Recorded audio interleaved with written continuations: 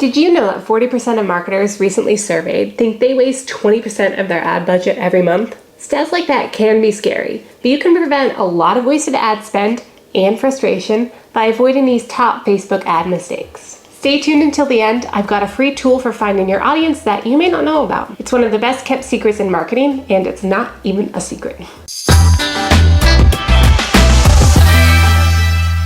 Hello everyone, welcome to the channel. I'm Morgan with LYFE Marketing, the digital marketing agency that helps small businesses grow. Today, I'll be going over the top Facebook ad mistakes that new businesses make and how to avoid them. But first, if you want to grow your marketing with real advice and actionable steps, go ahead and subscribe to the channel and ring the notification bell so you don't miss out on any of our new videos. If you've tried paid ads and it didn't work out, consider giving a digital marketing agency like LYFE a try. Let's get right into the video. So mistake number one that I see is making changes too frequently. The first mistake that most marketers make is wanting to make adjustments or changes to ads too often. When you're running ads on Facebook, of course you want to see results and you want to see them quickly. That's normal. So what do you do when you're spending and you're not getting sales as quickly as you want? If you're like me and like most people, you may be tempted to make tiny adjustments every day or two until something just magically works. But don't do that. Take a breath. I understand the desire to keep throwing darts at the board until something sticks,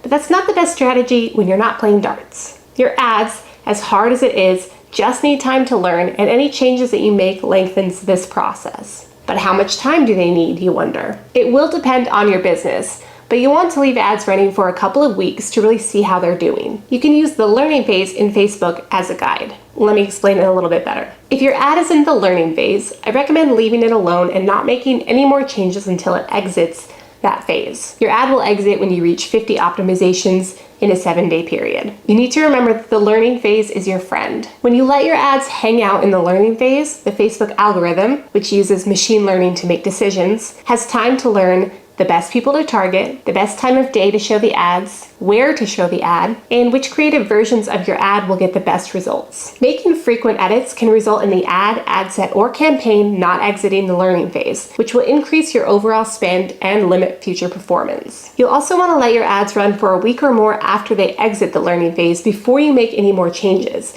so that you can properly assess how they're doing. When you do want to make changes, I recommend batching all of them so that you can maximize time spent in the learning phase. That's where you keep track of the changes you want to make and make them all at once. Mistake number two is spreading your budget too thin. Budgeting can be one of the most intimidating parts of marketing, especially since many small businesses don't have thousands or tens of thousands to spend on ads every single month. Good news is you don't need to spend thousands or tens of thousands a month to see success on Facebook. You just need to use your small budget wisely. I found that a $500 a month budget is great to start with if you set up your budget properly. When you assign a budget to your ads in the Facebook Ad Manager, you can set spend at the campaign level or at the ad set level. If you choose to use a campaign budget, you set a spend limit, and Facebook uses campaign budget optimization to decide where to spend your money to provide the best results for you. Here's how to select campaign budget optimization while you're creating your campaign in Facebook. You'll turn on the campaign budget optimization toggle.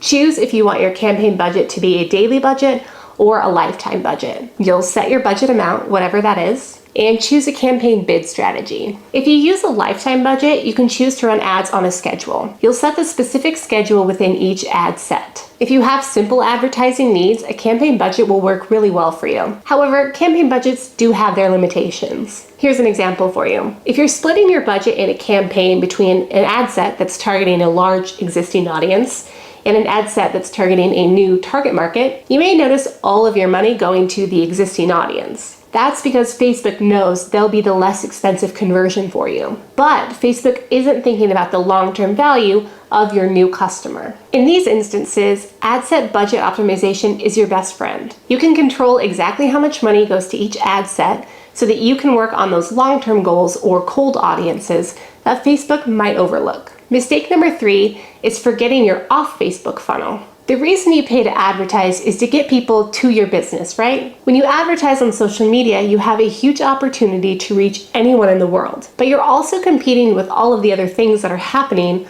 on their timelines, from current events to family news to really funny videos. Oh, look, that's a cute purse. I'd love to buy. Oh, there's a cat sitting on a keyboard.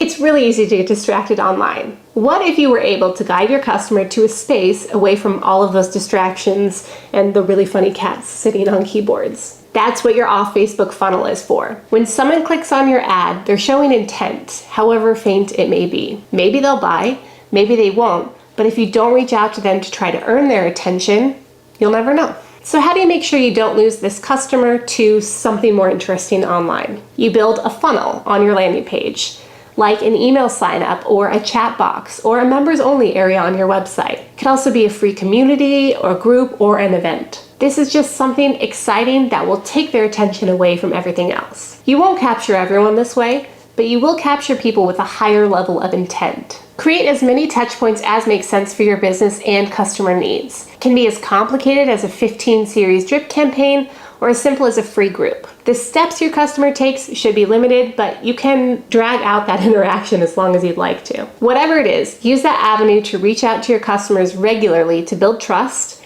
establish expertise, and provide solutions long-term. Mistake number 4 is sending visitors to a landing page or a website that doesn't function well. So you've captured their attention with a great ad and they clicked. Congratulations, that's it, you're all done. Unfortunately, not exactly. You've got the customer on the website, but now you need to get them to sign up or make that purchase or engage in some other way. If your customers are landing on your website, but they're leaving without completing your desired action, something may be wrong with the landing page. And I know that sometimes it's hard to hear because we love our landing pages. I like to follow these landing page best practices from Facebook, and I recommend them to all of my clients. Let's go over those now. Your landing page should load quickly and have high quality images, video, and design. It should be directly related to the ad. No tricks or switcheroos, Facebook gets angry and so do your customers. It should also be clutter-free and easy to navigate. If a customer can't find what they're looking for, they'll leave really quickly, like in 3 seconds. It should have a clear call to action like buy, sign up, or join visible above the fold. That means you don't have to scroll to see it. And it should be focused. Yes, your company does 1,000 cool things, but this ad and this landing page should be very focused, so it's an easy yes from your customer and they don't get overwhelmed. The best ads in the world won't convert if your landing page isn't relevant and functional. Mistake number 5 is targeting a huge audience. Audience targeting can seem pretty straightforward, but it's actually easy to get wrong. You may think, okay, I'll target 100 million people who like hats and 200 million people who like summer, and I'll sell all of my sun hats. But that's not necessarily the case. You may very well sell all of your sun hats, but it may cost you so much money to get there that you don't even break even. Your goal with audience targeting is to try to narrow it as much as you can, but not too much. If you're starting out from scratch, you'll begin with a cold audience. These are people who don't know you or your business yet. You'll target them based on their age, location, interests, and behaviors. If you're an established business that's new to Facebook marketing, don't worry, you're not starting at zero again. Upload your customer data list from your CRM or your email provider. From here, you can target the customers on the list and find people who behave like them.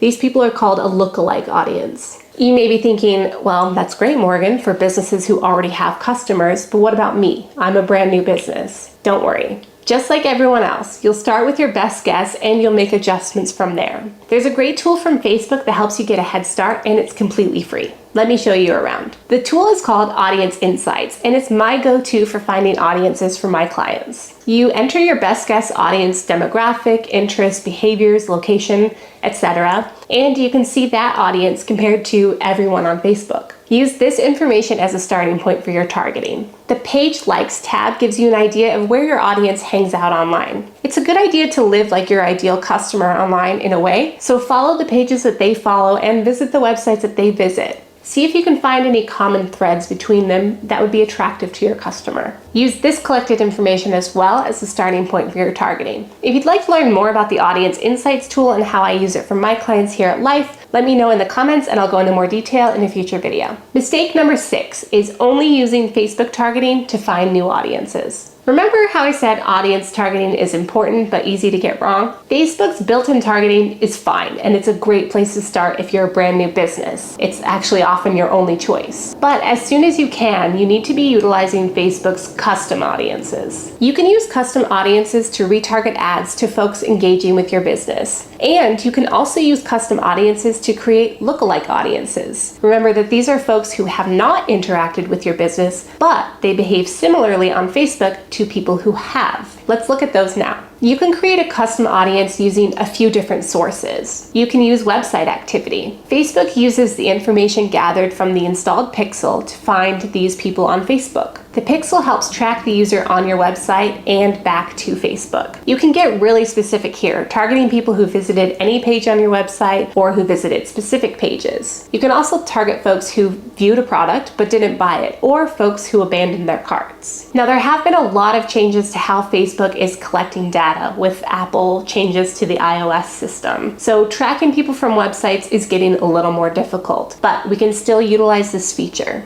You can also use app activity. Similar to website activity, using app activity will track users through your app to see what they're engaging with. You can target folks based on how often they use the app, when they open it, when their trials are over, etc. You can also target engagement activity. When you choose engagement, you're selecting people who have already shown interest in your business by interacting with your Facebook and Instagram pages, posts, and ads. You can target specific types of engagement, like page likes, video views, lead form completion, previous shoppers, event attendees, and more. You can also utilize a customer list upload. If you have an existing customer list, like I mentioned before from your CRM or your email subscribers, you can upload that to Facebook. Facebook will use this list to find those customers, and again, you can create those lookalike audience to find users who behave like your customer list. Here are some real results from a client that we helped utilizing their customer list. This client started with us in September of 2019.